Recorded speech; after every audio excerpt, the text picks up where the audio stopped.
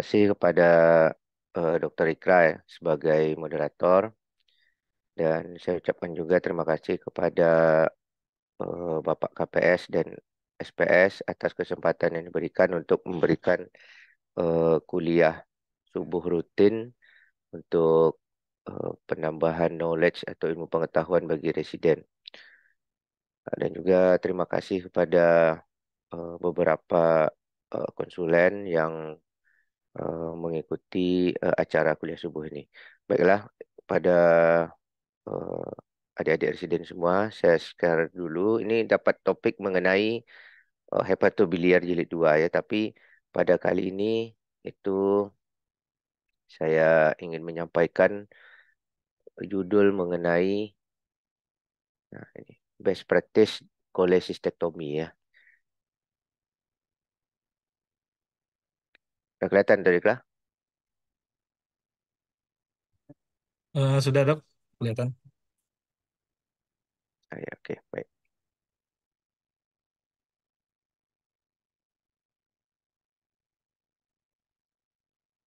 Nah, jadi kenapa saya mengangkat topik ini? Karena cholecystectomy ini merupakan tindakan kompetensi dari bedah umum ya, terutama di bidang hepatobiliar. Yang bisa dilakukan baik open maupun laparoskopi. Namun yang menjadi gold standar dari tindakan cholecystectomy ini adalah laparoskopi ya, karena sebenarnya memberikan manfaat yang sangat banyak ketimbang dilakukan open cholecystectomy.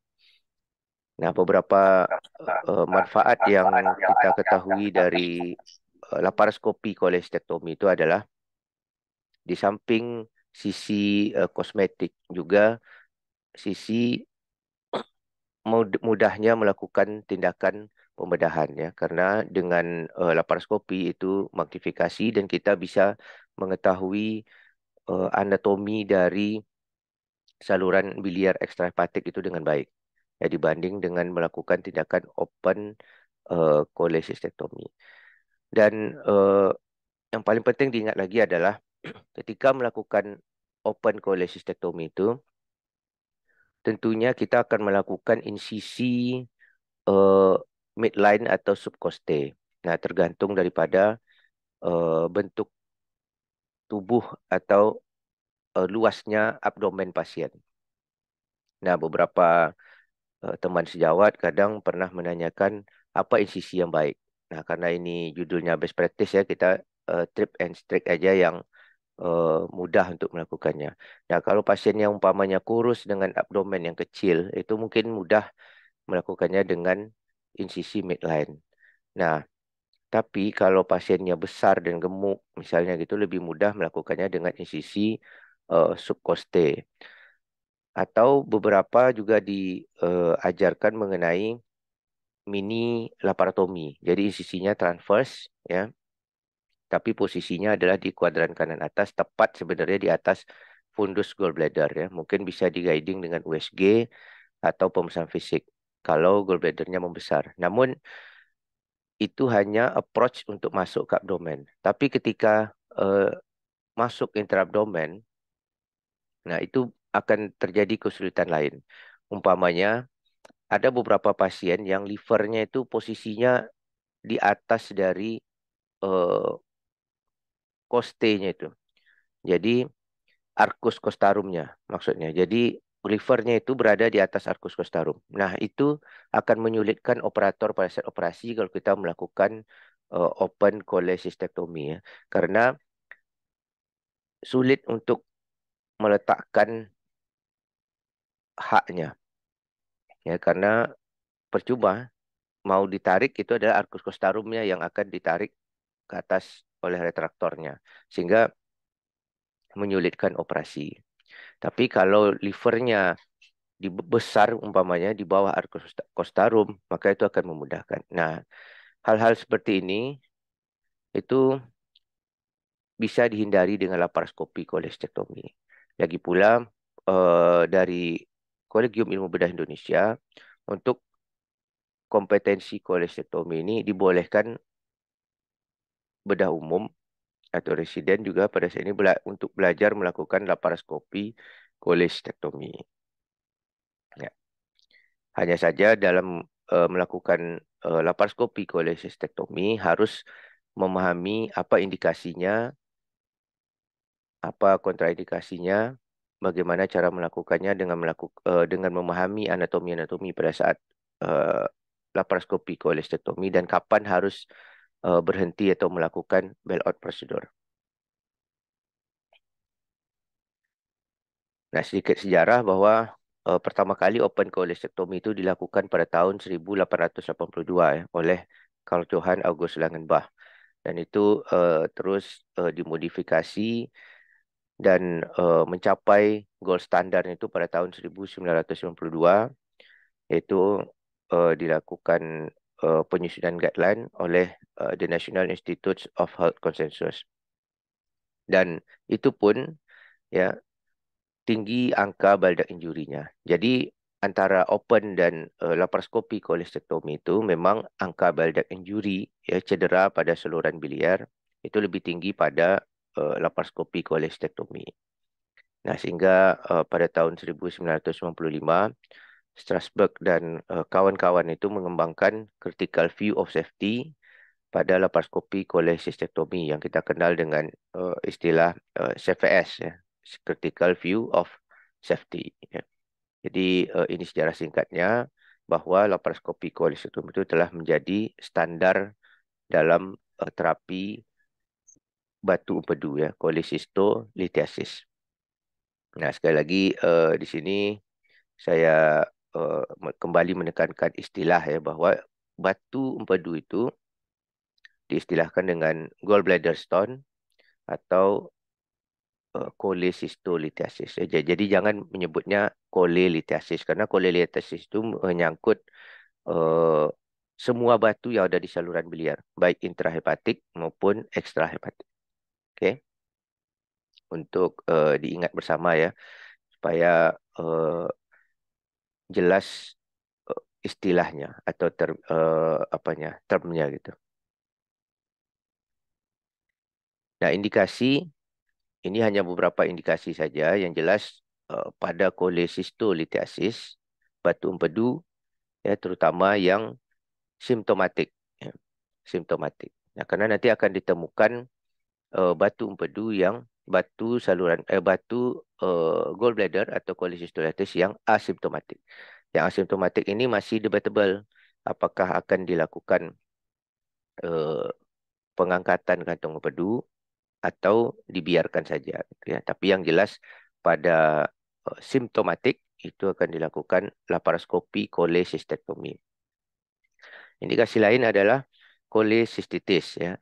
Nah, untuk cholecystitis mungkin lain waktu akan kita bahas bahwa cholecystitis ini berdasarkan kejadian waktunya yaitu ada yang akut dan ada yang kronik.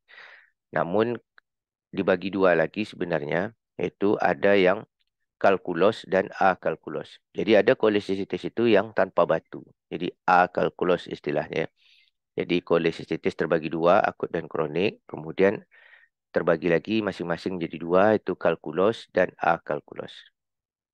Kemudian gallbladder dyskinesia, ini paling banyak dialami oleh orang tua. Ya, jadi di beberapa literatur kita bisa temukan bahwa eh, saluran empedu, saluran empedu ya terutama common bile duct ya. Common bile duct itu akan melebar pada dekade usia lebih dari 60 atau 70 tahun. Itu akan melebar tiap tahunnya 1 mili. Jadi pada usia di atas 60 atau 70 tahun ya per dekadenya pada dekade usia 60-70 tahun 1 tahunnya itu gallbladder common bile duct itu akan melebar lebih kurang 1 mili. Nah, itu juga akan terjadi pada gallbladder. Jadi terjadi gallbladder dyskinesia. Gallbladder dyskinesia juga bisa terjadi pada wanita hamil ya karena hormon estrogen khususnya progesteron itu akan menyebabkan dyskinesia pada gallbladder sehingga gallbladdernya itu pada umumnya akan terganggu kontraksinya sehingga akan terjadi pemekatan bile atau empedu di gallbladder sehingga memudahkan terjadinya batu. Nah, kemudian gallbladder polypoid lesion ya. Jadi mungkin teman-teman residen yang menemukan di poliklinik dari USG itu tampak adanya lesi polip ya. Polip yang ukurannya lebih kurang 10 sampai 18 mili itu merupakan indikasi untuk gallbladder untuk kolesistektomi ya. Kenapa dilakukan kolesistektomi? Karena gallbladder polypoid ini atau gallbladder polyp ini itu merupakan faktor risiko untuk terjadinya gallbladder cancer. Kemudian in some subgroup of patient ini contohnya adalah pada pasien diabetes mellitus ya. Pada pasien diabetes mellitus itu eh, indikasi dalam tanda kutip mutlak untuk dilakukan kolesistektomi. Ya, karena pada pasien diabetes sebagaimana kita tahu dengan imunitas yang menurun, mungkin juga terjadi di gallbladder dyskinesia ya karena neuropati sehingga memudahkan terbentuknya batu dan mudah pula terjadinya komplikasi ya seperti gallbladder emphysema. Oke. Nah, ini tambahan yang lain yaitu eh, chronic hemolytic condition ya, kemudian risiko malignansi, mikrokalkuli atau biliary sludge, adanya functioning gallbladder, pada functioning gallbladder, kemudian post cardiac transplantation. Nah, pemilihannya open atau laparoskopi. Sebagiannya tadi sudah saya ceritakan di depannya. Memang menjadi gold standard adalah laparoskopi kolesistektomi. Jadi kita khususkan pembicaraannya mengenai laparoskopi kolesistektomi. Ya. Sebenarnya yang open ini juga sebaiknya jika tidak ada fasilitas laparoskopi, maka kerjakanlah open, tapi atau dirujuk ke rumah sakit yang terdekat, ya, center. Kemudian kalau ada laparoskopi, baiknya dikerjakan dengan laparoskopi. Ya. Kekurangan lain dari open itu adalah ketika kita melakukan insisi subkoste itu, maka kita akan memotong otot. Ya, jadi muscle cutting. Itu akan menimbulkan nyeri yang luar biasa setelah operasi. Ya. Oke. Nah, kemudian laparoskopi kolestektomi itu memang ya ini penelitian systematic review tahun 2006 sebenarnya. Mungkin nanti saya tambahkan yang terbaru ya, tapi sebenarnya memang tidak berbeda secara signifikan ya, secara statistik antara open dengan laparoskopi kolestektomi itu terhadap angka mortalitas pasca operasi, komplikasi, cedera bile duct dan waktu operasi ya. Untuk beberapa artikel atau tulisan yang lain itu memang bile duct injury itu sebenarnya masih lebih tinggi pada laparoskopi kolestektomi. Kalau waktu operasi itu tergantung dari kemampuan daripada operatornya.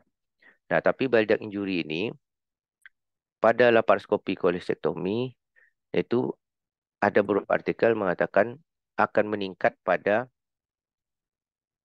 awal, kemudian mungkin setelah beberapa kasus ya, misalnya lebih 10 kasus biasanya malah yang eh, ahli bedah yang baru melakukan itu lebih hati-hati dalam memperhatikan anatomi-anatomi penting pada saat laparoskopi kolestektomi dan biasanya akan meningkat lagi setelah umpamanya lebih dari 20 kasus ya karena mungkin sudah menganggap mudah dan biasa sehingga akan meningkat lagi kejadian uh, baldak injurinya.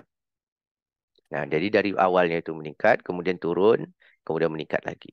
Nah, baru kemudian nanti berdasarkan pengalamannya, nah, baru akan lebih berhati-hati kembali. Nah, biasanya yang terjadi peningkatan lagi itu adalah pada uh, kolesistektomi yang complicated. Ya. Karena di awal mungkin pemilihan kasus, dapat kasus yang bagus-bagus, sehingga angka dari kepercayaan diri si operator itu meningkat. Nah, kemudian pada saat terdapat kasus uh, kolesistektomi yang complicated, misalnya ada kolesistitis yang berat, maka itu dikerjakan juga sehingga terjadi bile duct injury ya.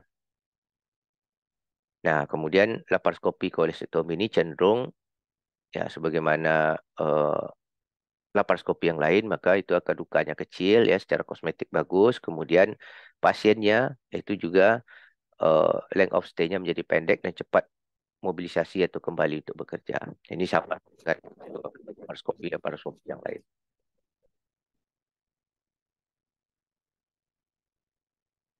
Nah, ini anatomi sederhana yang saya ambil dari Skandalakis Surgical Anatomy mengenai saluran biliar. Yang normalnya seperti yang nomor 1 ya, itu normalnya. Itu yang paling banyak. Bahwa yang paling penting kita itu nanti akan pada saat masuk ke dalam laparoskopi tentunya kita akan menemukan gallbladder. Gallbladder itu subhepatik ya. Dia tidak embedded. Embedded itu tidak tenggelam ke dalam liver. Itu yang dalam tanda kutip varian normal yang paling banyak. Jadi gallbladder itu bebas di bawah liver, tepatnya di bawah segmen antara 4B dan 5. Kemudian perhatikan ligamentum hepatoduodenal. Pada gambar ini tentunya ligamentum hepatoduodenal ini sudah terbuka ya. Jadi ligamentum hepatoduodenal itu yang ini yang saya tunjuk ya, bahwa di sisi lateral ya, sisi lateral tentunya ada CBD ya. CBD ini yang bawah ya. Kemudian ini ada ductus cysticus. Ya, di atas itu adalah ductus hepatik ya, common hepatic duct. Ya, di sisi medial tapi postero. Jadi posteromedial itu adalah terletak arteri dari hepatika ya, common hepatic artery ya. Tapi tepatnya adalah arteri hepatika propria yang ini. Kalau common hepatic artery yang ini, yang saya tunjuk ya. Yang cabang ini adalah gastroduodenal. Nah, yang menjadi permasalahan di sini, satu lagi saya tambahkan, di belakang di sini ya, di posterolateral tapi agak tengah sebenarnya, ini ada vena porta. Ya, jadi belakangnya ada vena porta. Jadi yang menjadi masalah di sini adalah di mana posisi daripada ductus dan arteri septicus. Ya, makanya di sini dilihatkan bahwa eh, gambar seperti ini itu sangat penting ya.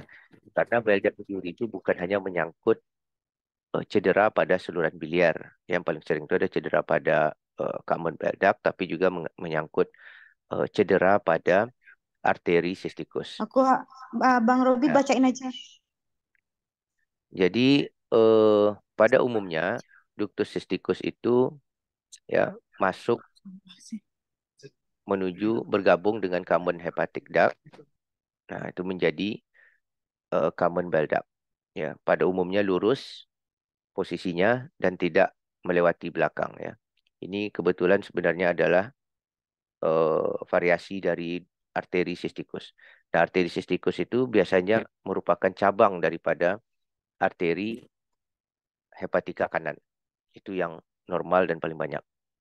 Arteri hepatika kanan dan posisinya seperti yang gambar A. Ya, jadi gambar ini sebenarnya adalah variasi daripada arteri cystica. Nanti kita posisi daripada ductus cysticus. Yang normal ductus cysticus itu adalah ya sedikit lurus dan bergabung berkonfluen dengan common hepatic duct menjadi common bile duct. Oke. Ada beberapa yang lain itu variasi anatominya adalah ductus cysticus itu berada di posterior dan ada yang berbentuk spiral, bahkan ada yang masuknya bermuaranya itu berada di sebelah kiri setelah melewati bagian belakang daripada common hepatic duct. Yang lain itu pendek. Sehingga jika ditarik, maka akan menarik dari CBD. Ini anatomi penting ya, secara gambar yang sering ditanyakan pada saat ujian atau sehari-hari bagi teman-teman residen adalah di sini kita perlu mengetahui adanya hepatokistik triangle ya. Hepatokistik triangle itu yang biru besar, biru besar.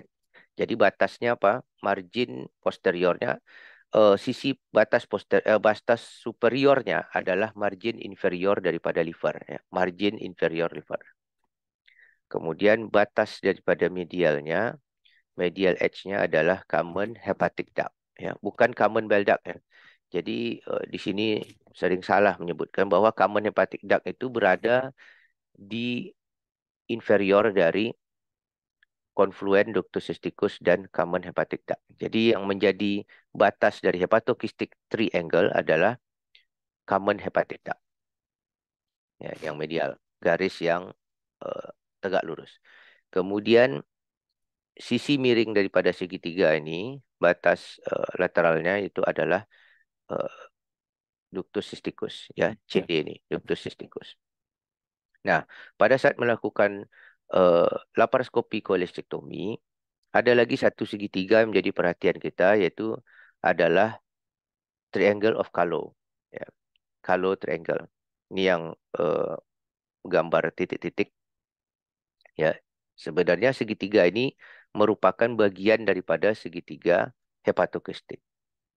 Nah, jadi hati-hati membedakannya. Bedanya hanya batas superiornya, batas atasnya. Batas atasnya itu adalah ductus, batas atasnya adalah arteri cysticus. Ya, jadi arteri cysticus yang ini. Nah, jadi memang sering terjadi kesalahan penamaan, ya. Dikatakan di buku Skandalakis ini banyak yang mengatakan bahwa hepatokistik itu hepatokistik itu adalah triangle of Calo, ya, segitiga Calo. Sebenarnya segitiga Calo itu bagian daripada hepatokistik. Perbedaannya adalah batas superior daripada hepatokistik yaitu margin inferior liver, sedangkan triangle of Calo atau Calo's triangle, batas dari superiornya adalah arteri cystica. Okay. Nah, seperti yang telah saya katakan bahwa masalah di laparoskopi kolestektomi itu adalah pengenalan terhadap anatomi uh, gallbladder, ductus cysticus, arteri cystica, dan common bile duct. Sehingga sangat besar kejadian bile duct injury-nya.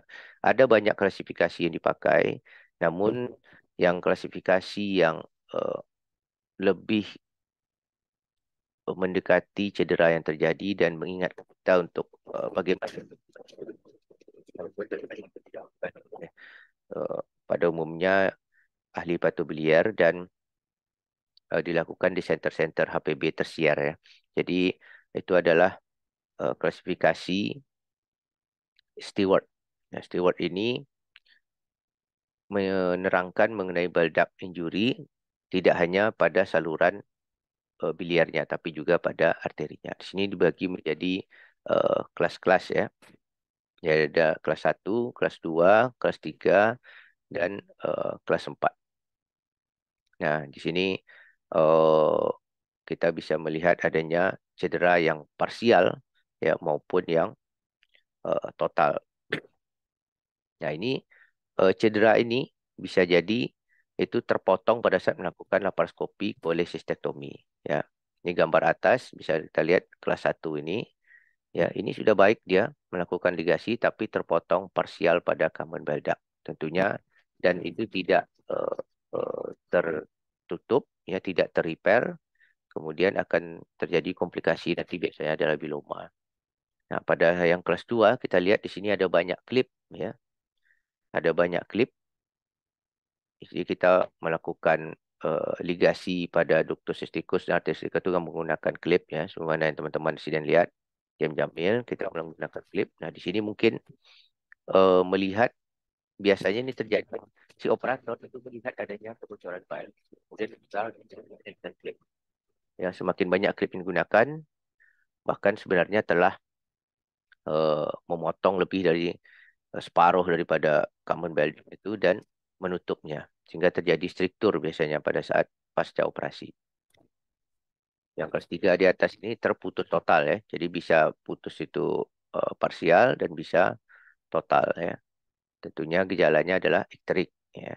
Ya, nah yang kelas 4 itu mengenai pembuluh darah. Di samping mengenai baldak juga mengenai pembuluh darah, bahkan eh, yang dikenai itu yang cedera itu adalah level yang di atasnya. Jadi mengenai arteri hepatika kanan dan juga ductus biliaris yang ke kanan. Jadi right portal duct ya. Itu biasanya nanti sebenarnya pada saat operasi harus dikenali dengan baik. Kalau terkena arteri hepatika kanan, maka bagian liver yang kanan, yang berarti segmen 5, 6, 7, 8, yang tampak dengan jelas adalah segmen 5 pada saat operasi, dan segmen 8 itu akan menjadi kebiruan, ya, seperti stenosis. Nah, kemudian apa namanya, pada gambaran di bawah, itu kita bisa melihat yang A ini adalah ada CHD remnan, ya. Jadi sisa daripada common hepatic duct-nya masih ada. Nah, sebenarnya klasifikasi awal itu adalah kita menggunakan Bismuth. Tapi Bismuth ini aslinya adalah klasifikasi eh, untuk kolangiokarsinoma. Ya, kolangiokarsinoma ekstrahepatik, Bismuth Corley ya. Nanti dicari Bismuth Corlette tulisannya, Bismuth Corley. Cuman itu sebenarnya adalah pembagian untuk kolangiokarsinoma ekstrahepatik, tapi dipakai juga untuk bile duct injury. Namun eh, itu hanya menjelaskan mengenai eh, cedera pada saluran biliar saja, tidak arteri vaskularisasinya. Ada yang di bifurkasio, ya, tepat di bifurkasio, ya. Nah, ini sedikit saya tambahkan untuk pengetahuan saja. Sebenarnya ini untuk mengingatkan, memudahkan mengingat, ya. Pada umumnya orang akan menyebut bifurkasio, ya, bifurkasio saluran biliar kanan dan kiri, ya. Jadi eh, right biliary duct dengan left biliary duct menjadi bifurkasio, ya. Sebenarnya bifurkasio ini berasal dari bahasa Latin, artinya percabangan. Padahal sebenarnya saluran biliar itu keluar dari hati, berkonfluen. Dia bergabung sebenarnya. Jadi konfluen, ya. Jadi dulu guru saya sering mengingatkan ini sebenarnya adalah confluence. Jadi penggabungan kanan dan kiri, bukan percabangan. Jadi saluran biliar itu bukan dari bawah ke atas, bukan dari inferior ke superior, tapi dari superior ke inferior. Ya, dari hepar menuju keluar saluran biliar, bergabung kanan dan kiri. Jadi berkonfluen sebenarnya. Tapi di sini digunakan istilah bifurkasio, kemudian ini di atas bifurkasio yang C, kemudian ini segmental duct. Ini lebih berbahaya lagi, ya. Oke. Nah, ini eh, yang kita lihat shaft laparoskopi kolesektomi, ya, dengan critical view of safety. Beberapa anatomic markernya ini singkatannya adalah BSEF, ya. BSEF, BSEF. Yang B itu adalah bile duct. Ini gambar cukup bagus. Liver sehat, ya, kita lihat yang B di sini. Ini adalah biliary duct, ya, atau best segment 4, ya, B ini. Jadi ingat ini adalah segmen 4, terutama segmen 4B, ya, di bawah segmen 4B. Kemudian B ini juga dipakai untuk biliary duct. Nah, jadi terlebih dahulu pada saat pemasangan untuk laparoskopi kolesektomi, tentunya kita akan memasang trokar, ya. Port untuk kamera diletakkan di infraumbilicus. Nah, kemudian tipsnya setelah masuk kamera, ya, jangan dulu dipasang trokar yang lain, ya, untuk memudahkan eh, kalian melakukan teman-teman residen melakukan laparoskopi kolesektomi. Jadi kadangkala kita melihat gallbladder itu terbenam, ya, seakan-akan terbenam di belakang daripada kolon transversum, ya. Sehingga setelah kamera masuk, perhatikan sekelilingnya apakah ada adesi atau tidak, ya. Kemudian posisikan pasiennya. Posisinya adalah dengan kepala di atas atau Fowler position gitu. Istilah lain reverse Trendelenburg. Jadi posisi kepala lebih tinggi daripada ekstremitas bawah, kemudian pasiennya miringkan ke kiri atau tilt, left tilt, ya. Jadi posisi meja itu adalah miring ke kiri. Enggak, otomatis itu biasanya gallbladder itu akan keluar sendiri. Artinya akan mudah kelihatan meskipun tanpa kalian lakukan apa-apa, kecuali jika ada adiksi. Oke, maka dia akan terlihat dari oh,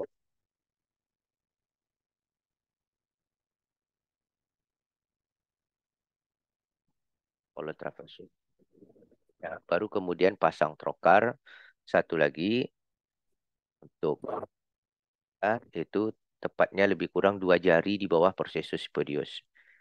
Nah, ini untuk menarik gallbladder pertama, kemudian pasang lagi trokar, ya trokar ketiga berarti, itu posisinya lebih kurang di bawah arcus postarum atau membentuk seperti yang kita kenal itu seperti daerah baseball field ya. Jadi lapangan baseball, yang penting kamera itu berada di tengah dengan posisi trokar bekerjanya itu membentuk segitiga sama sisi ya. Jadi kira-kira itu di bawah arcus costarum beberapa jari, 2 atau 3 jari itu mungkin posisinya lebih ke jangan terlalu pas di garis mid clavicula tapi sedikit ke lateral. Nah, kemudian tarik gallbladder. Kalau menyulitkan, pasang trokar satu lagi. Jadi yang lazim itu adalah 4 trokar. Dan trokar yang keempat itu kita letakkan di daerah linea axillaris anterior, ya, atau di antara linea axillaris anterior dan mid apa namanya mid eh, axillaris. Jadi posisi trokar keempat di sini. Nah, itu untuk asisten nanti mendorong gallbladder seperti ada di gambar. Nah, jadi yang lazim dikerjakan itu adalah dengan menggunakan 4 trokar ya. Kalau kesulitan dengan 3 trokar sebaiknya jangan. Bagi pemula ya, beginner untuk laparoskopi kolektomi gunakan 4 trokar. Itu lebih aman sehingga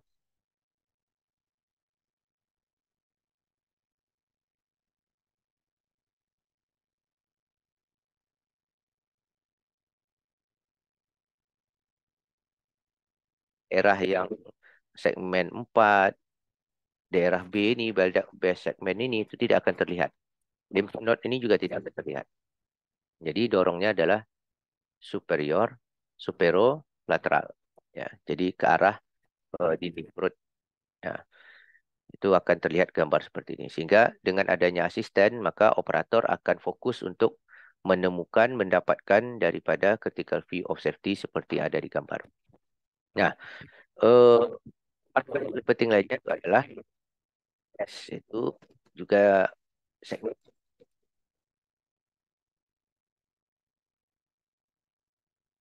Hanya saja sulcus superior tidak semua orang memiliki sulcus superior. Ya.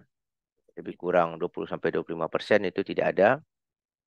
Sulcus ini menandakan itu sebenarnya adalah bukan hanya saluran biliar, ini cabang apa namanya cabang Gleasonian sebenarnya. Jadi ligamentum hepatoduodenal itu dibungkus oleh eh, kapsul Gleason ya. Kapsul Gleason, ligamentum hepatoduodenal itu yang di sini yang saya tunjuk di gambar ini yang besar ini A dan B ini itu semuanya adalah ligamentum hepatoduodenal.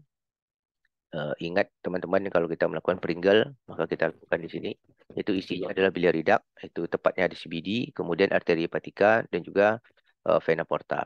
Nah, dia nanti akan bercabang kanan dan kiri cabang ke posterior ya berarti menuju ke bagian hepar posterior segmen 6 dan 7 itu adalah sulcus rufier. Ini dia S ini ya. Sulcus rufier. Tapi sekitar 20-25% orang tidak memiliki sulcus rufier. Sehingga kita cari marker yang lain.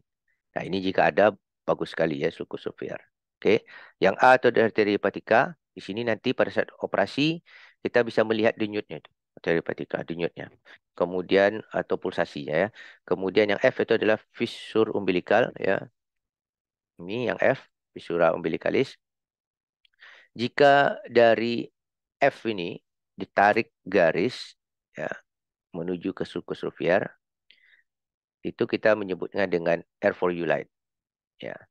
Nah, ini sebenarnya nanti teman-teman di dekat fissura umbilical ini kita tentu ada trokar di sini ya. Trokar yang kedua tadi itu 2 jari di bawah processus spadius. Setelah asisten menarik gallbladder seperti ini, nah maka masukkan eh, Maryland atau grasper usus ya. Nah, itu akan kelihatan nanti dari F itu keluar. Jika ada sulcus rufier, tunjukkan sulcus rufier dengan aksesoris itu, dengan Maryland atau grasper ya. Sehingga itu adalah garis R4U line. Di atas itu aman untuk melakukan cholecystectomy ya. Artinya CBD berada di bawah garis R4U line. Ya. B ini lihat berada di bawah R4U line. Jangan ke medial. Kalau ke medial itu berarti kita akan cedera, akan menyebabkan cedera pada uh, saluran biliar yang lebih proksimal. Itu bisa kanan atau bahkan nanti yang ke kiri atau di bifurkasio tadi. A adalah enteric structure, itu baik apakah duodenum atau stoma. Ini ya kita biasa seperti di Jamil kalau dilakukan persiapan kolon, pemasangan NGT sebelum operasi, maka akan kempes ke apanya eh, lambungnya. Ya, kadang-kadang di sini juga kita bisa menemukan ada bulbus duodenum ya, duodenum 41. Oke. Ini gambar ini perlu diingat-ingat. LN ini adalah lymph node. Ini kelenjar getah bening yang berada di, ini marker untuk arteri sistika. Jadi hati-hati kalau lymph node ini tidak masalah dipotong, ya, cuman di baliknya itu adalah ada arteri sistika. Nah, daerah hijau adalah daerah aman untuk melakukan laparoskopi kolesektomi. Ya, LN ini nanti dicari apa nama kelenjar getah beningnya ya. Seperti yang sudah sering saya tanyakan, ini adalah LUN ya, LUN lymph node, LUND. Nah, ini tadi asisten akan melakukan retraksi ya, seperti gambar yang kiri atas itu retraksi sangat baik sekali. Kemudian dilakukan critical view of safety. Critical view of safety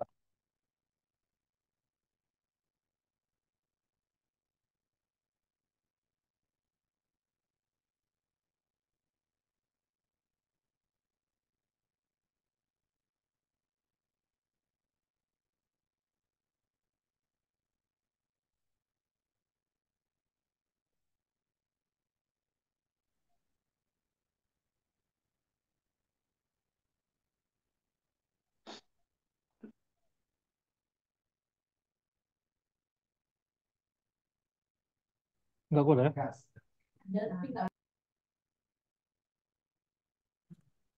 Izin Dokter Ridwan.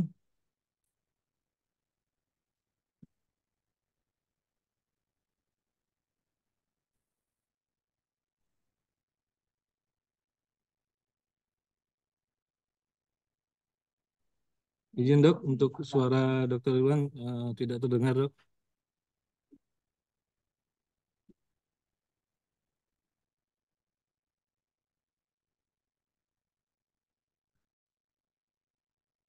sudah terdengar? Izin sudah dok, sudah terdengar Sudah. dok. Oh ya, oke, oke. Sorry. Mikrofonnya.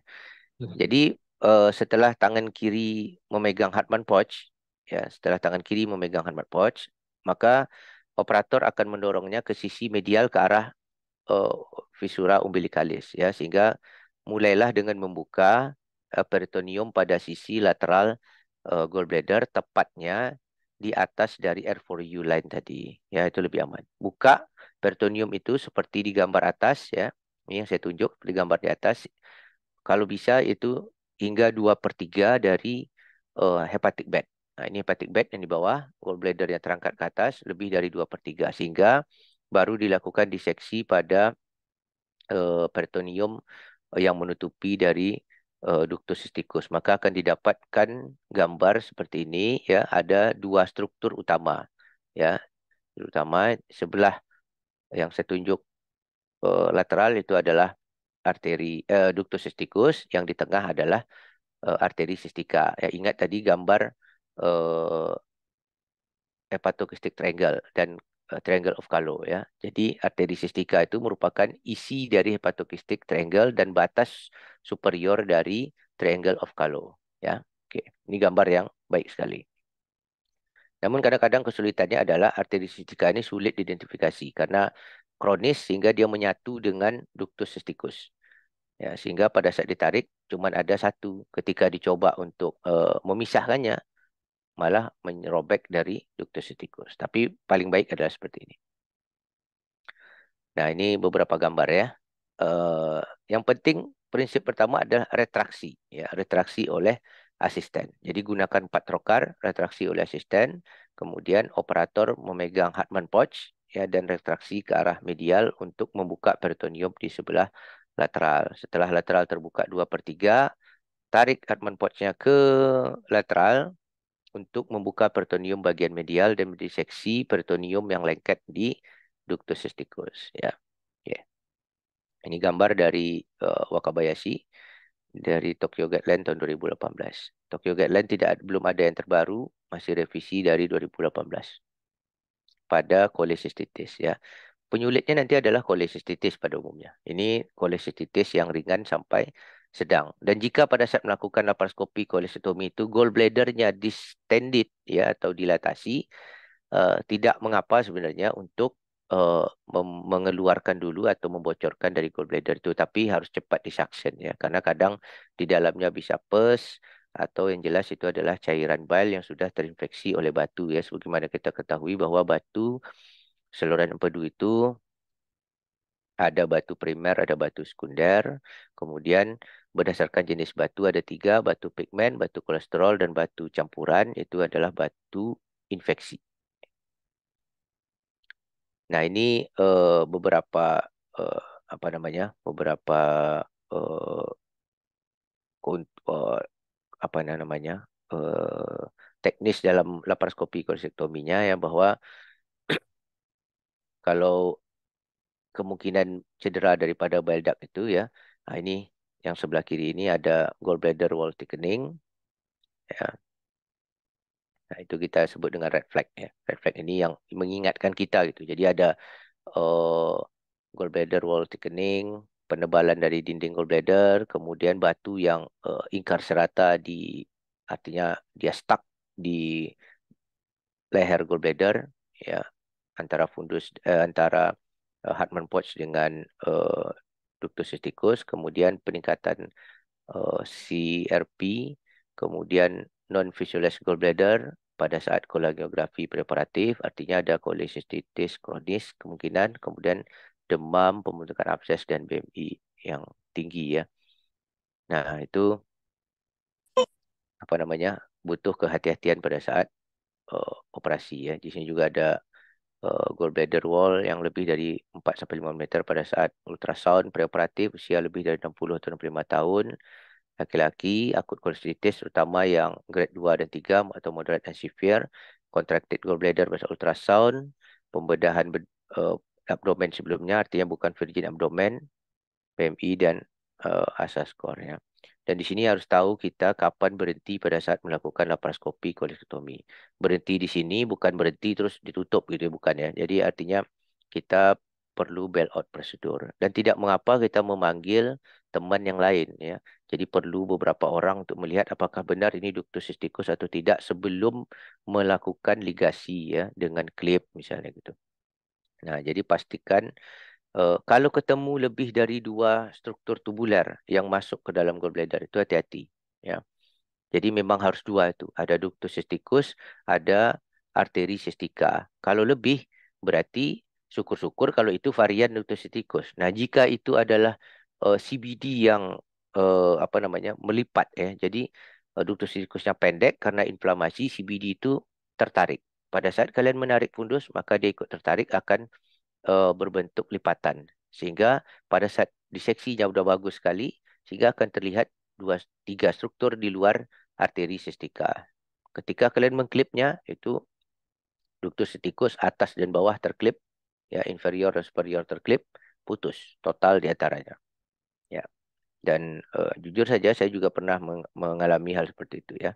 Tapi sebaik-baik bile duct injury ini atau injury yang terjadi pada saat laparoskopi itu adalah jangan sungkan melapor ya. Jadi pengenalan di tahap awal pada saat intraoperatif itu lebih baik ketimbang mengetahuinya setelah pasca operatif, sehingga kita bisa melakukan penanganan lebih cepat dengan situasi abdomen yang masih fresh.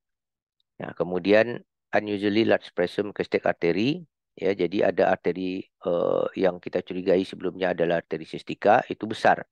Nah, ini hati-hati ya, besar dan denyutnya. Berdenyut ya, itu hati-hati. Itu kemungkinan adalah arteri hepatika, khususnya arteri hepatika kanan. Ya, juga seperti di bawahnya kita lihat pulsasi yang oh, sangat kuat, sudah arterinya besar, pulsasinya kuat lagi. Nah, itu hati-hati. Kemudian medium blood clip fail to occlude frontal lumen. Nah, jadi setelah mengoklusi dengan klip, itu pakai klip yang medium atau large saja uh, tidak tercover dia. Berarti itu duktus biliar yang lebih besar, bukan sistikus. Ya, hati-hati. Kemudian struktur duktus besar yang tidak dapat dicari, apa nama, dapat di tracking gitu ya, ditelusuri di belakang duodenum. Nah, itu mungkin CBD. Ya, kemudian hati-hati juga kalau terdapat lemak yang berlebihan atau jaringan limfoid di sekitar arteri cystica.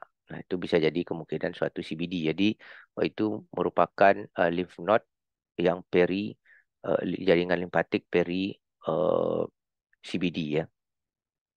Kemudian ada bile yang terlihat pada gallbladder yang intak. Nah, kemudian bleeding yang memerlukan transfusi darah. Nah, itu berarti kemungkinan mengenai pembuluh darah yang lebih besar. Nah, kemudian ada juga beberapa hal yang pengalaman saya itu sangat eh, khawatir juga, operator juga sebenarnya adalah adanya saluran biliar yang sebenarnya ini merupakan variasi normal setelah bed hepatik daripada gallbladder itu eh, dilakukan diseksi, artinya gallbladdernya sudah lepas dari heparnya, tapi keluar bile itu dari hepar, dari bed hepatiknya. Nah, itu kadang-kadang adalah ductus lusca ya. Jadi ada namanya variasi anatomi, ada saluran biliar yang langsung keluar dari hepar menuju ke gallbladder, kadang ke daerah fundus itu namanya lusca. Kalau terlihat ya didiseksi saja. Kalau tidak, kadang dibiarkan saja, dia bisa menutup sendiri kan. Tapi memang bisa komplikasi terjadinya biloma, tapi tidak banyak. Luktusnya juga kadang-kadang kecil, tapi mobile itu merembes. Nah, kalau dibakar, itu kadang-kadang lebih mengerikan lagi. Bisa menuju ke duktus eh, tempat dia mengalami percabangan, artinya duktus yang lebih besar lagi, menuju ke segmen 6 ya. Atau mengenai pembuluh darah yang lebih besar di baliknya sehingga mengalami perdarahan.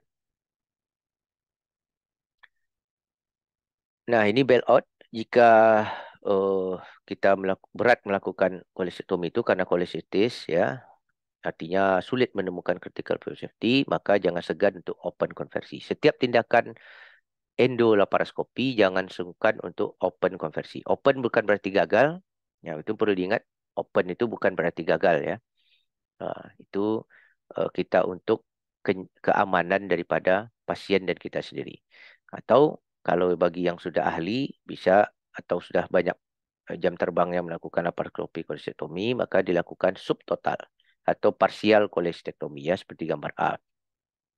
Atau kita melakukan fundal down namanya. Jadi, nah ini yang perlu saya tekankan bahwa untuk mencapai critical field of safety yang baik, maka kolestektomi per laparoskopi itu dilakukan dengan eh, mendiseksi bagian inferior ya dulu ya. Jadi bagian hepatokistik triangle itu yang pertama sekali diidentifikasi sehingga melakukan diseksi di daerah itu, bukan fundal down ya.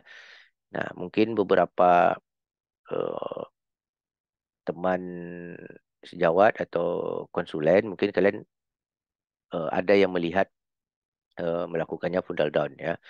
Nah, maksudnya fundal down tapi dari awal ya. Kalau di center kita di M Jamil itu alhamdulillah tidak ada sebenarnya. Tapi di tempat lain mungkin ada, yaitu tidak salah. Cuman dari beberapa penelitian itu tinggi angka belda injurinya. Kenapa? Karena begitu kalian fundal down itu kelihatannya senang sekali. Wah, saya sudah berhasil melakukan apa. Tetapi ketika dia lepas dari fundus dan korpus gallbladder itu lepas dari hepar ketika ditarik, maka common bile duct-nya akan ikut tertarik. Sehingga kalian akan melihat struktur seperti kerucut. Nah, inilah ductus cysticus. Padahal itu adalah common bile duct. Sehingga ketika dipotong atau pada saat open mungkin kalian jahit, maka kalian akan memotong common bile duct. Ya, itu. Tidak salah, tapi tinggi risiko untuk bile duct injury atau apa namanya vascular injury. Nah, subtotal itu artinya kita meninggalkan separuh daripada gallbladder atau sebagian gallbladdernya. Jadi partial cholecystectomy ya. Ini ada dua macam, bisa dibiarkan terbuka, fenestrating atau reconstituting. Reconstituting itu jahit lagi gallbladdernya. Tapi ini tentunya tidak apa-apa, yang penting pada saat sekarang aman, tapi komplikasi berikutnya mungkin bisa terjadi lagi kolesistitis pada stam gallbladder itu atau terbentuk batu. Nah, kalau fenestrating itu mukosanya kita bakar, ya, kemudian ductus cysticusnya dicari, ductus cysticusnya dijahit. Nah, tentunya di sini ada kemampuan advance lagi dari operator untuk melakukan eh, apa namanya suture per laparoskopi. Ya, nanti kalian tambah lagi belajarnya gitu ya untuk advance laparoskopi. Nah, kapan pada saat kolesistitis misalnya, kalian menemukan nanti ya ketika merawat pasien, menemukan kolesistitis, kapan baiknya dilakukan operasi itu. Nah, ini ada membagi menjadi 4 fase. Fase 1 itu onset simptomnya sampai 72 jam. Ya. Nah, pada saat ini artinya hati-hati juga kalau melakukan laparoskopi kolestektomi karena fase-fase inflamasi ya itu udem jaringannya. Ya, tapi di sini inflammation expected to be favorable for cholecystectomy ya. Jadi baik cuman jaringannya udem, mungkin gallbladdernya kaku, sangat menyulitkan juga. Nah, pada fase 2 72 jam sampai 10 hari. Maka inflammation expected to be less favorable. Jadi kurang uh, apa ya? Kurang disenangi untuk dilakukan kolestektomi ya karena jaringannya itu udem dan vaskularisasinya meningkat. Fase 3 itu hari ke-10 sampai 6 minggu ya. Ini terjadi inflamasi akut dan kronik. Pada fase 6 lebih dari 6 minggu, maka di sini dia sudah dominan dari inflamasi kronisnya. Jadi yang baik itu adalah kalau udah lebih dari 12 minggu katanya. Jadi inflamasi itu mereda. Inflamasi mereda sehingga operator nyaman dan pasien pun aman untuk dilakukan laparoskopi kolestektomi. Sebenarnya ini tidak mutlak, ya, tergantung senternya, kemudian tergantung dari kemampuan operatornya. Tapi jika kalian mengetahui ada tanda-tanda kolesistitis kronis, ya, acuannya adalah Tokyo Guidelines sekarang yang dipakai tahun 2018 tadi.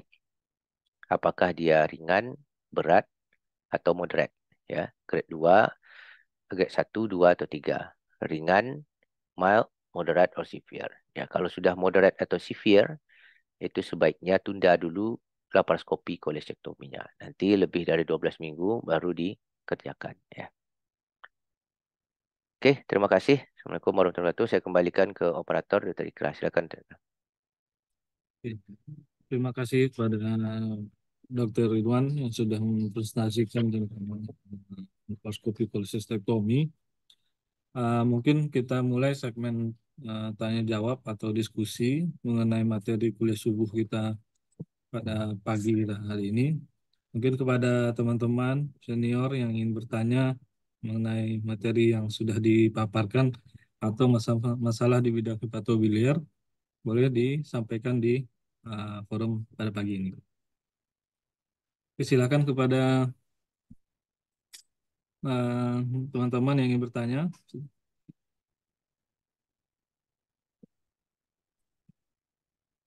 Oke, kepada Abror.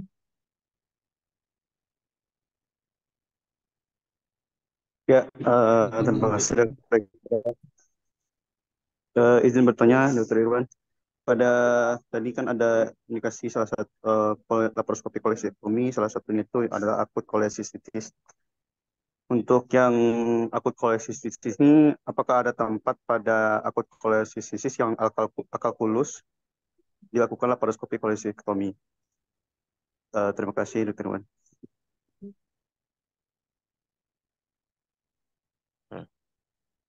Mungkin boleh langsung dijawab oleh Dokter. Ya, gimana tadi pertanyaannya?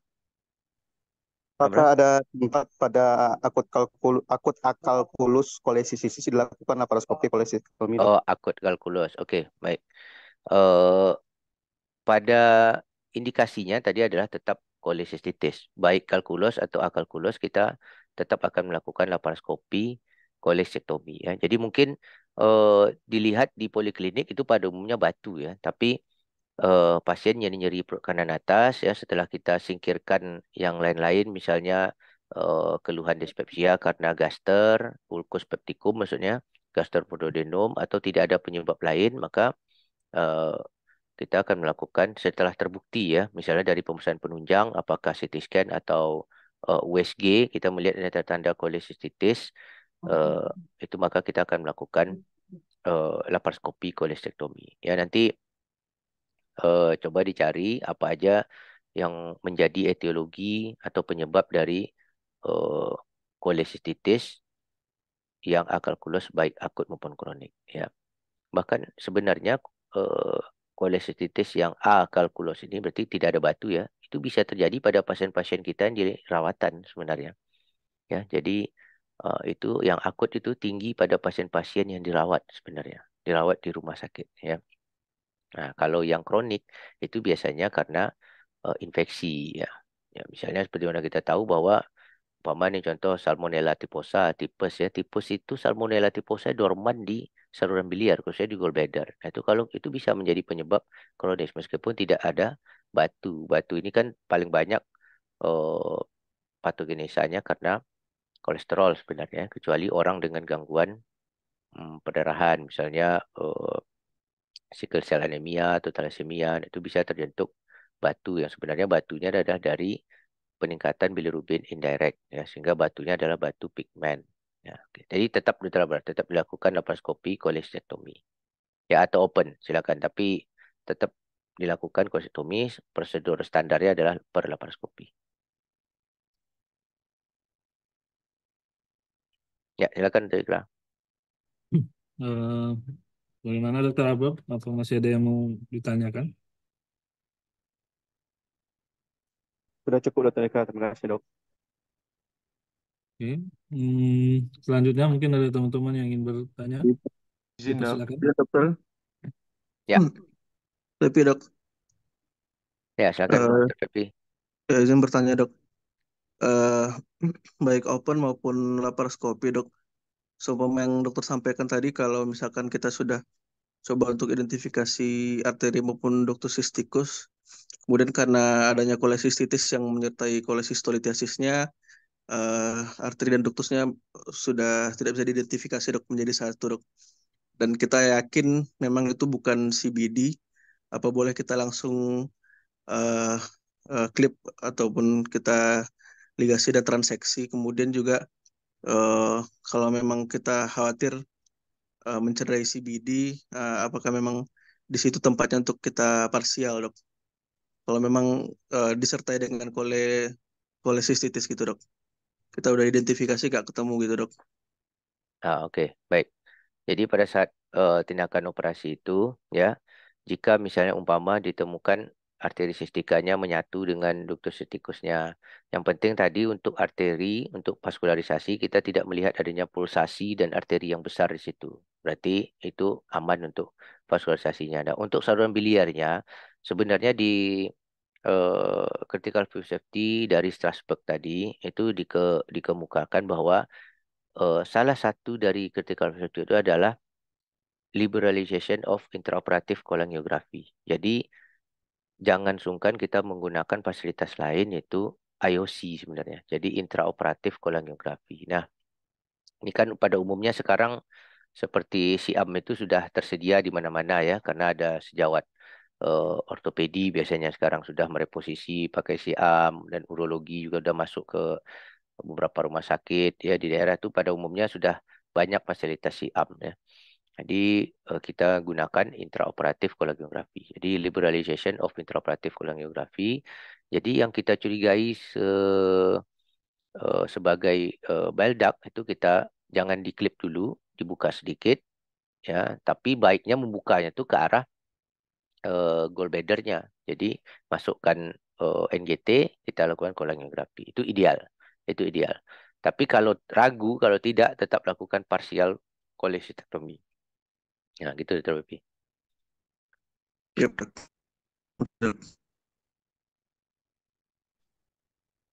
Izin dok, Mufti dok.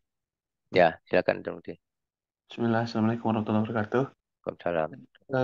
Untuk di awal-awal ini mungkin skill kita dalam melakukan baik open maupun laparoskopi kolesistomi mungkin belum terlalu fasih dok. Seandainya misalnya kita terjadi common bile duct injury dok, tindakan pertama yang harus kita lakukan apa dok? Terima kasih. Oke, baik. Kalau pertama tadi adalah pengenalannya dulu ya. Pengenalan bahwa terjadi cedera biliar atau pembuluh darah ya. Maka kalau dikenali lebih baik, lebih awal itu akan mudah untuk merepairnya. Jadi kalau misalnya eh, terjadi, nah umpamanya bisa kalian identifikasi duktus itu ya. Jadi teman-teman bisa mengidentifikasi eh, duktus biliarnya. Nah itu menurut saya itu tidak mengapa misalnya diklip dulu ya. Kenapa diklip? Tapi asal bisa mengidentifikasi ya, diklip dulu, eh, tetap dirujuk ke center hepatobiliar ya, atau rumah sakit yang tersier untuk dilakukan repair. Nah, sebenarnya diklip dulu untuk apa namanya, mencegah bile yang keluar terus-menerus. Ya, kalau tidak bisa diidentifikasi, pasang drain aja. Pasang drain, kemudian tutup, evaluasi drainnya, rujuk. Nah, gitu aja. Jadi dipasang drain aman. Jadi kalau apa pengeluaran bilenya tidak menumpuk sehingga tidak menyebabkan terbentuknya abses dan lain sebagainya. Nah, kemudian kalau untuk perdarahan sebenarnya dengan jangan panik pada saat laparoskopi ya. Pada umumnya eh, perdarahan pada saat laparoskopi itu tidaklah sebesar yang dilihat pada saat laparoskopi. Jadi laparoskopi itu adalah magnifikasi sebenarnya. Jadi kalian melihatnya itu lebih besar. Jadi nanti ketika di open, kadang-kadang perdarahannya berhenti. Jadi jangan sungkan juga memasukkan kasa ya ke dalam intraabdomen ya pada saat laparoskopi kolestektomi itu. Ada beberapa manfaat eh, kasa itu. Pertama untuk mengidentifikasi bile. Kasanya jangan basah.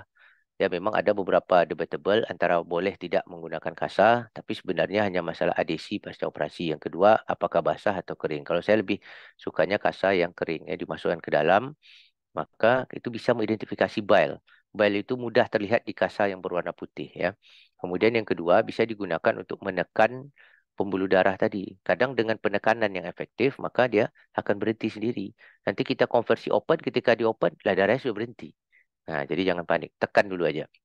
Dan ingat, jika akan melakukan konversi, tetap tekan dulu pembuluh darahnya itu dengan kasa, baru konversi open. Jangan dibiarkan konversi, tapi darahnya mengalir terus. Ya, itu perlu diingat. Kemudian, manfaat kasa itu juga pada saat diseksi dari hepatocystic triangle tadi, dia bisa membuat batas kita pada waktu kita membebaskan peritoneum lateral, kita letakkan kasa di sebaliknya. Ketika di medial kan banyak struktur penting. Nah, itu kita udah terlihat kasa lebih aman. Jadi dia bisa membantu untuk pengenalan daripada udah tembus nih belum. Nah, daripada menusuk-nusuk hepar. Jadi yang tidak boleh itu dilakukan adalah forcing ya. Forcing itu kita tuh tidak sabar mau tuh membebaskan peritoneum. Wah, ini kemungkinan ductus cysticus. Nah, dicoblos dengan forceps. Ya, itu tidak boleh. Jadi forcing itu dia tidak ada peritoneum itu ditusuk dengan forceps. Yang ada dia jangan dicari. Dia akan kalau dibebaskan peritoneum itu dengan baik, maka ductus cysticus itu akan terlihat. Bukan dibuat dalam kepala kita. Nah, ini mesti kalau ini. Nah, di sini nih ductus cysticus. Nah, itu nggak benar. Jadi yang benar itu adalah eh, peritoneumnya dibebaskan sehingga struktur tubular yang dua tadi, itu arteri cysticus dan ductus cysticus, terlihat dengan sendirinya, bukan dibuat dalam pikiran kita itu ya. Nah, gitu Dr. Mukti. Jadi kalau tidak dikenali strukturnya, pasang drain. Kalau pendarahan, tekan dulu, baru konversi open.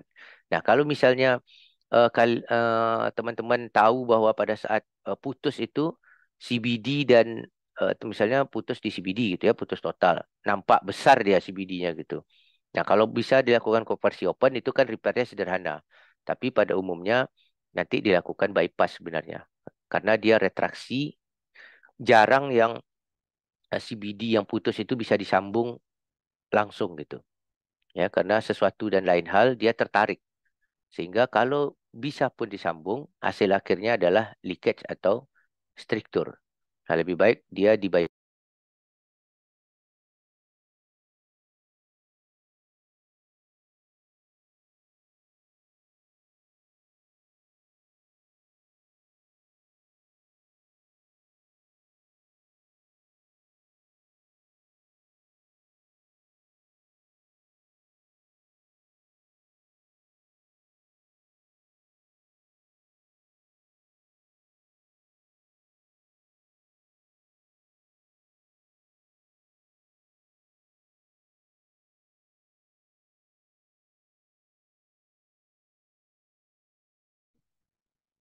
Mohon izin, Dok, Dr. Ridwan coba masuk kembali ke Zoom.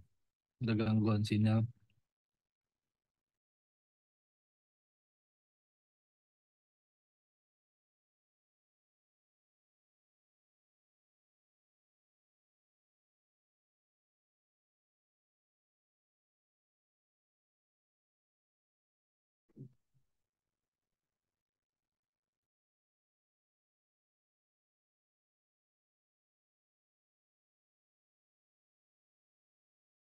Halo, Dr. Rikra. Pakai HP aja ya. Kayaknya Iya, dari iya, Dok. sekarang ini. Suaranya jelas, Dok.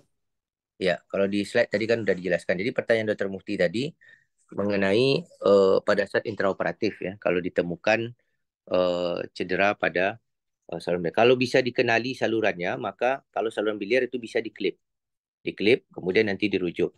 Nah, kalau misalnya eh, tidak bisa dikenali, maka pasang drain saja, pasang drain, tutup, kemudian rujuk. Nah, kalau untuk arteri vaskularisasi itu bisa kita lakukan tampon dengan kasa, ya, tampon dengan kasa. Jadi pada saat ditampon itu eh, kalau yakin operatornya bisa konversi open. Jadi pada saat konversi itu jangan dibiarkan kosong saja. Jadi tampon dulu dengan kasa baru konversi. Tapi pengalaman dari beberapa kasus pada saat konversi itu perdarahannya berhenti. Jadi pada umumnya vaskularisasi yang cedera itu tekan aja dengan kasa pada umumnya berhenti. Ya, kadang-kala ada beberapa literatur itu arteri sistika itu kadang memang sulit dikenali ya sehingga dibuat pulsasi dengan papaverin. Itu di tetesan papaverin kita nggak tahu ya tersedia apa enggak zatnya itu. Jadi baru terlihat pulsasinya. Kadang-kadang tidak terlihat pulsasi itu kita tidak hati-hati mengira ductus cysticus ternyata itu adalah arteri sistika. Nah, kalau teman-teman atau operator punya kemampuan merepairnya, misalnya CBD-nya putus total, silakan repair ya. Konversi open boleh ya di repair, tapi pada umumnya common bile duct yang putus itu dia akan retraksi ke superior dan inferior sehingga sulit untuk disambung. Jika dipaksakan nyambung itu akan leakage pasca operasi dan akan terbentuk struktur. Maka baiknya adalah di bypass. Di bypass dengan duodenum atau dengan yeyenum supaya tidak tension ya. Nah, kalau untuk pembuluh darah itu tentu akan memerlukan repair dari pembuluh darahnya. Ya, cuman itu sebenarnya termasuk pekerjaan yang sangat berat dan perlu dikerjakan di center-center tersier hepatobiliar yang lebih besar. Ya, itu tadi Kak. Dan jangan lupa pada waktu jika mau merepair saluran biliar itu harus dilakukan intraoperatif kolangiografi untuk mengetahui di level mana bile duct injury itu yang di level mana bile duct itu yang cedera. Gitu. Oke. Kasih dok. Ya. Mungkin masih ada teman-teman yang ingin bertanya, persilahkan.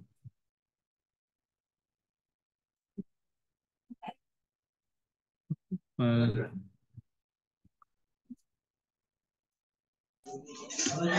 Izin bertanya. Ya, silakan. Ya, ini apakah pada pasien post-op polisistektomi itu akan terjadi gangguan pada metabolisme lemak? Enggak, dok. Ya, terima kasih. Ya, oke.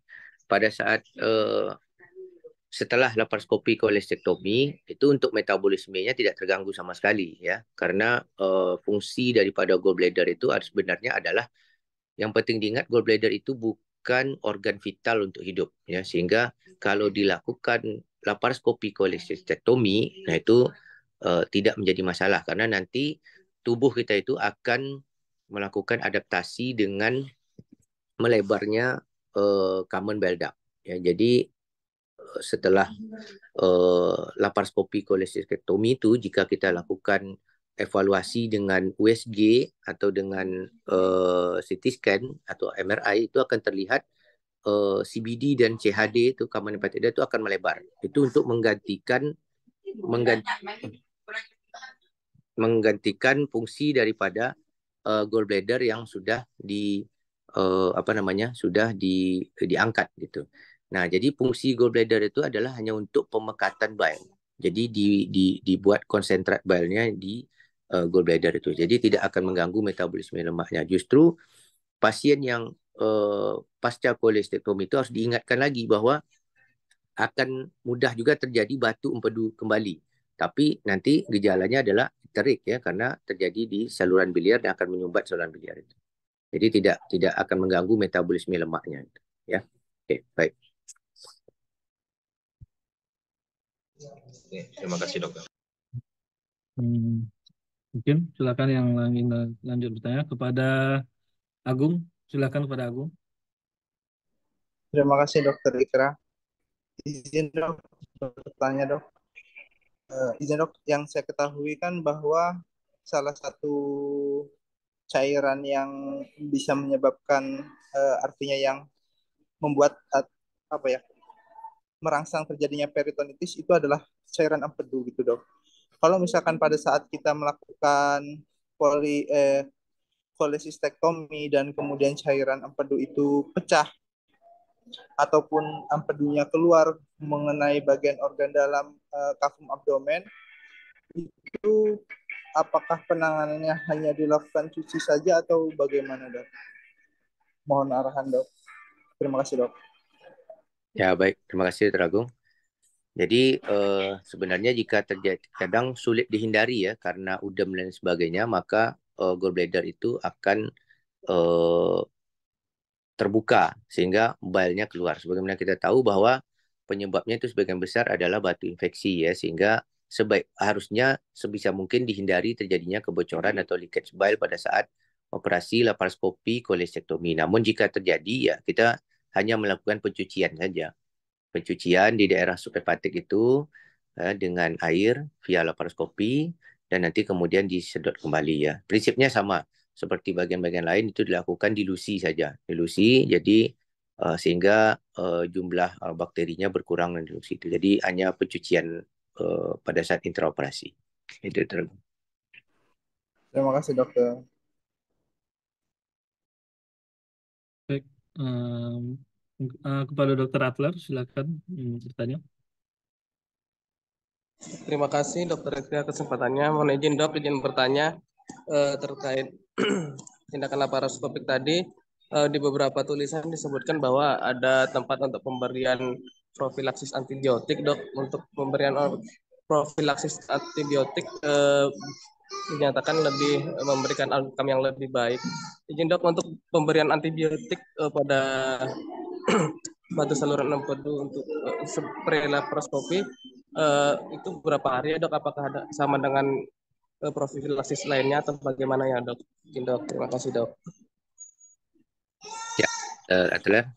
Jadi sebenarnya pemberian ini kan terkait jenis operasi yang kita lakukan. Yang operasi di bedah itu kan ada operasi bersih, kontaminasi, bersih terkontaminasi, dan operasi kotor ya. Pada umumnya laparoskopi kolestektomi ini merupakan operasi bersih. Jadi kalau operasi bersih kita tidak memerlukan antibiotik ya. Namun pada kasus-kasus yang infeksi seperti kolesistitis yang moderate atau severe, maka kita memerlukan antibiotik profilaksis ya. Antibiotiknya sejauh ini di hepatobiliar itu yang paling disarankan untuk lini pertama itu adalah cephalosporin generasi ketiga atau empat ya, dan boleh kalau terjadi emphysema gallbladder maka kita boleh menggabungkannya dengan golongan dari nitriimidazole ya, contohnya metronidazole gitu. Ya, itu Dr. Adler. Baik dok, terima kasih dok. Dan untuk profilak itu ya 1 jam pre-op ya, 1 jam pre-op diberikan. Baik. Mungkin masih ada yang teman-teman ada yang ingin bertanya, dipersilahkan.